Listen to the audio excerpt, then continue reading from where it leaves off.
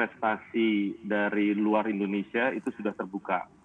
Ya, dengan peraturan Presiden nomor 44 ya tahun 2016 itu mengeluarkan sektor film dari daftar negatif investasi.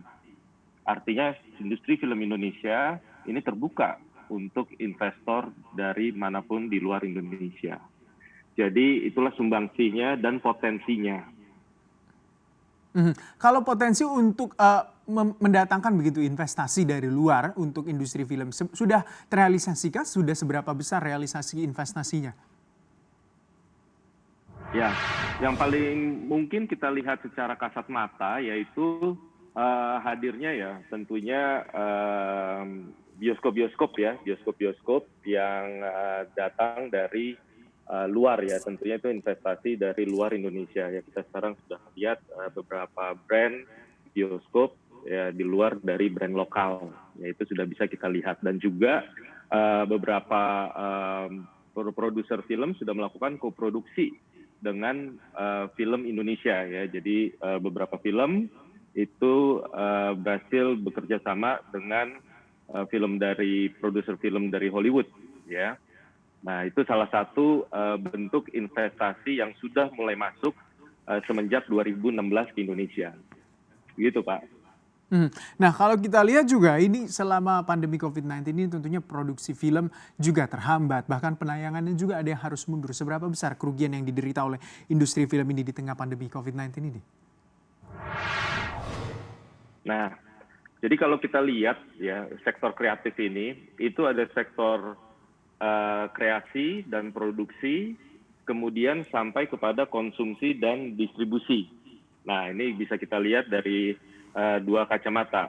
Nah, tadi seperti sudah pernah disampaikan oleh rekan kita Pak Joko Anwar, bahwa 80% itu produksi film sudah terhenti. Ya.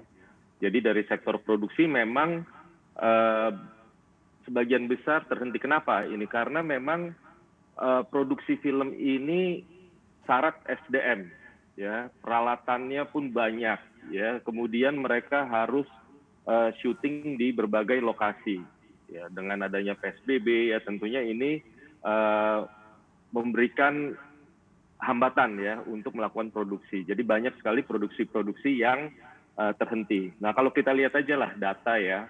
Tahun lalu itu ada 129 film ya, sekitar 129 film. Berarti kan average ya, sekitar 10-11 film tiap bulan. Nah itu bisa kita lihat lah berapa banyak yang terhenti ya produksinya. Nah kalau dari sisi konsumsi dan distribusi, ini pun juga kena. Ini kita berbicara mengenai bioskop ya. Bioskop sampai sekarang belum bisa beroperasi. Ya, nah pendapatan dari bioskop lah kalau kita tadi berbicara mengenai kerugian atau loss ya. Let's say target kita adalah 60 juta tahun 2020 ini penonton ya, 60 juta penonton di tahun ini. Itu average sekitar misalnya 5 juta ya, 5 juta penonton per bulan. Nah kalau kita ambil lagi average ya harga tiket itu sekitar 40.000 ya. Berarti kan itu sekitar 200 miliar itu loss dari bioskop setiap bulannya, ya. Nah, kalau sampai 1 tahun ya 2,4 triliun itu besarnya.